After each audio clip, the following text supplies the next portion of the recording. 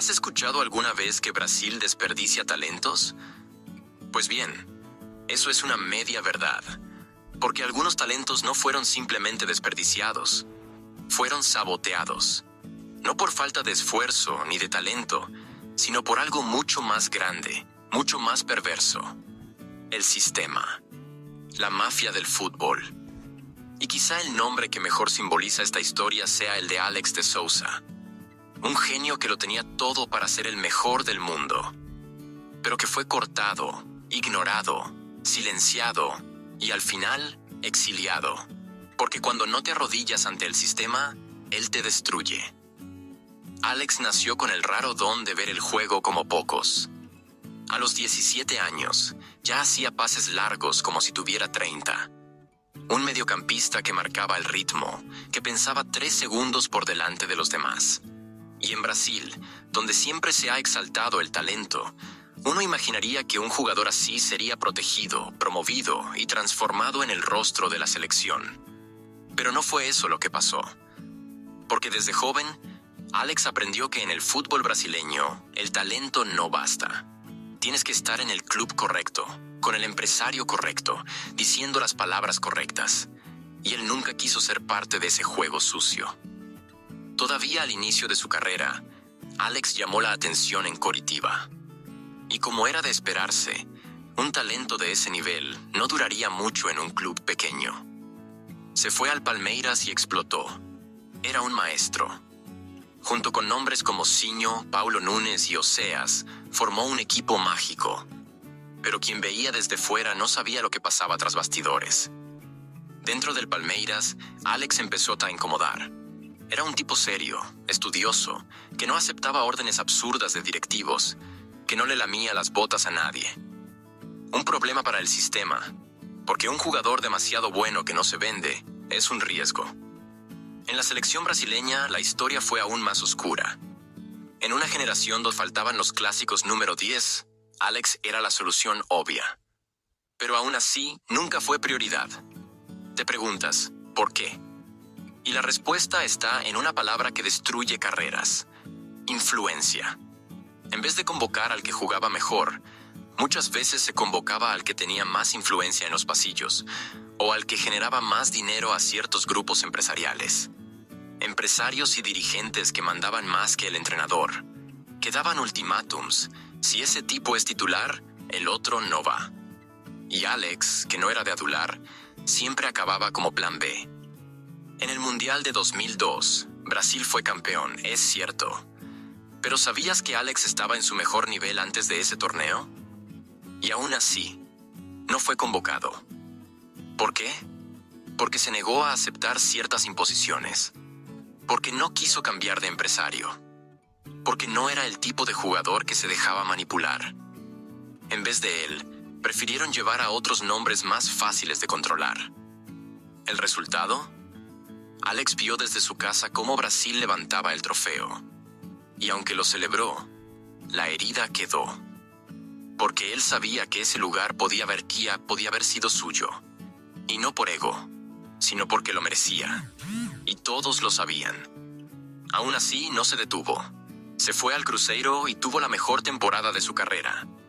En 2003, llevó al equipo al triplete: Campeonato Mineiro, Copa de Brasil y Campeonato Brasileño. Fue el cerebro de un equipo histórico. Goles, asistencias, liderazgo. Eso era un Balón de Oro caminando por el campo. Pero una vez más, Alex fue ignorado por las listas internacionales. Y ahí es donde uno empieza a entender cómo funciona el sistema. Para competir por el Balón de Oro, necesitas visibilidad en Europa. Pero para brillar en Europa, necesitas el respaldo adecuado. Y Alex terminó en Italia, en el Parma, pero el negocio estaba tan mal estructurado que volvió a Brasil en poco tiempo. Y ahí viene el capítulo más injusto de todos. Cuando Alex, ya cansado de la mafia que controlaba el fútbol brasileño, decide irse a Turquía. Así es, a Turquía. Mientras otros, con menos talento, iban al Real Madrid, Barcelona o Juventus, Alex se fue al Fenerbahce. No por falta de ofertas, sino porque nadie quería apostar por un jugador que no se dejaba manipular.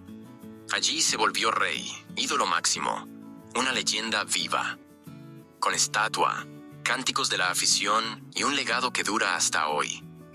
Pero para el fútbol mundial, parecía que Alex había desaparecido, porque el sistema solo valora lo que puede controlar. Y lo más triste es que, mientras tanto, jugadores muy por debajo de su nivel eran exaltados, vendidos por millones, promovidos como cracks, solo porque estaban en el lugar correcto, con los empresarios correctos. Alex se volvió un mito fuera del eje, un símbolo de resistencia. Pero nunca recibió lo que merecía. Y ahí es cuando nos damos cuenta. No se trata solo de jugar bien. Se trata de jugar el juego del sistema. Y Alex se negó. Y pagó un precio muy alto por eso. Y el precio que Alex pagó no fue pequeño.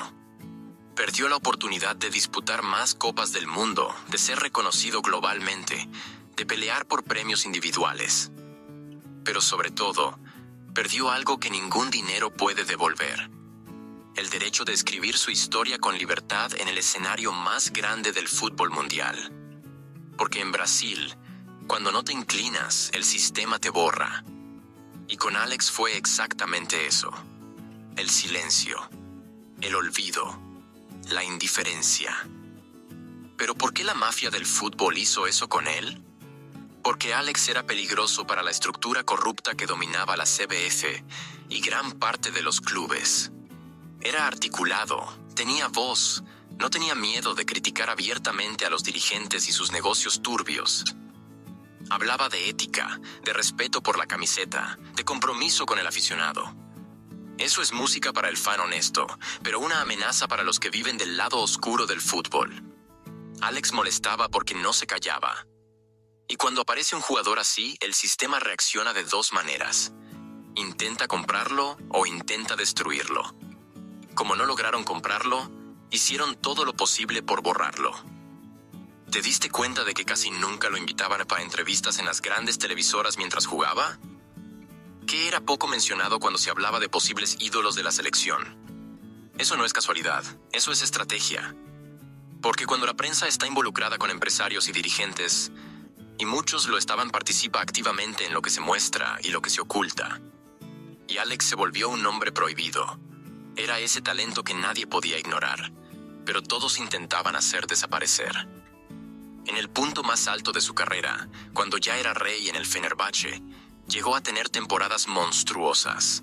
Más de 20 goles por temporada, asistencias impresionantes, actuaciones de gala en clásicos.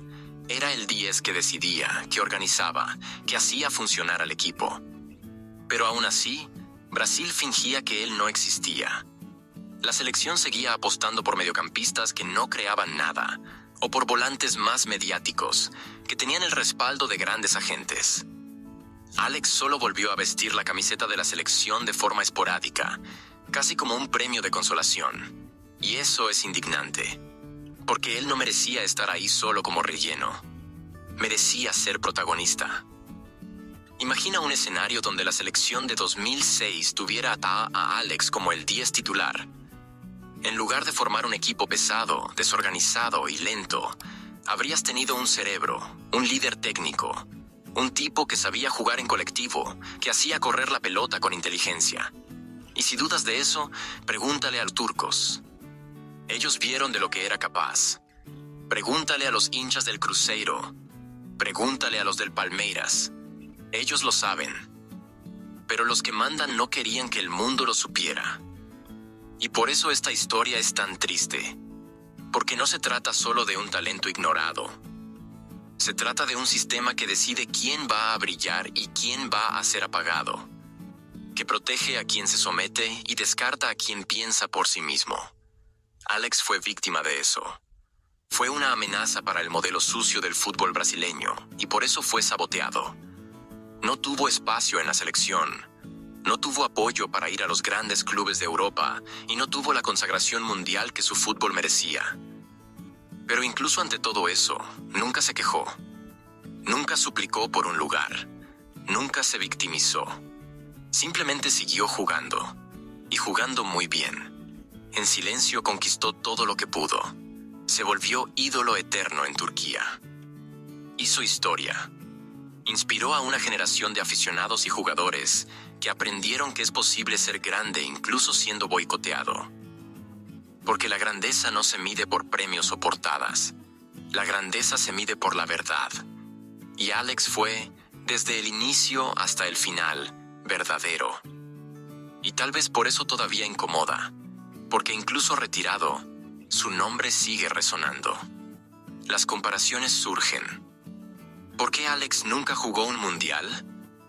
¿Por qué Alex no tiene el reconocimiento que merece? Y cada vez que esas preguntas aparecen, el sistema tiembla, porque la respuesta es incómoda. La respuesta revela que el fútbol brasileño no es solo talento y pasión. También es politiquería, manipulación y juego sucio. Y si crees que eso ya cambió, piénsalo 2 veces. La misma estructura sigue existiendo. Con otros nombres, otras caras, pero con las mismas prácticas. Y muchos talentos siguen siendo descartados por no encajar en ese juego sucio. Alex fue solo el mayor ejemplo. El mejor jugador del mundo que Brasil perdió. No por accidente, sino por elección, por sabotaje, por mafia. Y por más que Alex de Sousa haya seguido adelante, haya construido una carrera honrada y dejado su huella lejos de los reflectores de la FIFA y de la selección, el dolor del aficionado consciente permanece. Porque no se trata solo de Alex, se trata de todo lo que él simboliza. Fue el reflejo de un país que se enorgullece del talento que produce, pero que no lo cuida. Que celebra el fútbol en las calles, pero entrega el destino del balón en manos de gente que solo piensa en cifras, comisiones y acuerdos de pasillo. Alex era el número 10 ideal, inteligente, técnico, generoso en la cancha, decisivo. Tenía todo lo que Brasil siempre valoró en sus mayores genios. La calma de un Zico, la visión de juego de un Sócrates, la precisión de un Raí. Pero nació en la época equivocada. O mejor dicho, nació en el país correcto, pero en el sistema equivocado. Porque el fútbol brasileño, comandado por dirigentes que transformaron la pasión nacional en un negocio de ventas y favores, jamás estuvo preparado para lidiar con un jugador como él. Un crack con cerebro. Y al sistema no le gustan los jugadores que piensan. La mafia del fútbol brasileño no usa armas, pero tiene poder. No te mata físicamente, pero mata tu brillo, tu imagen, tu espacio. Y así fue como arruinaron al próximo mejor jugador del mundo que Brasil tenía. No destruyeron a Alex con escándalos, ni con lesiones, ni con decadencia técnica.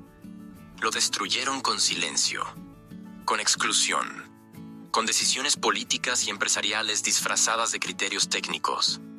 Lo destruyeron con convocatorias manipuladas, con negociaciones de mala fe, con puertas que se fueron cerrando una a una, mientras el pueblo, ciego por los escaparates de la prensa, ni se daba cuenta de lo que le estaban robando delante de los ojos. Pero aún así Alex venció. No venció en el juego de la FIFA, no venció en los bastidores de la CBF, no venció en los pasillos de los premios internacionales, pero venció en la cancha. Venció con honor y dejó una marca que ni 1000 trofeos falsos pueden borrar.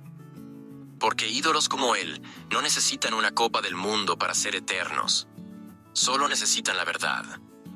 Y la verdad es esta. Alex de Sousa pudo haber sido el mejor del mundo, pero Brasil no lo permitió. Porque dentro del fútbol, los mayores enemigos de un genio muchas veces no están entre los rivales en la cancha, sino entre los aliados fuera de ella, en los bastidores, en la mafia.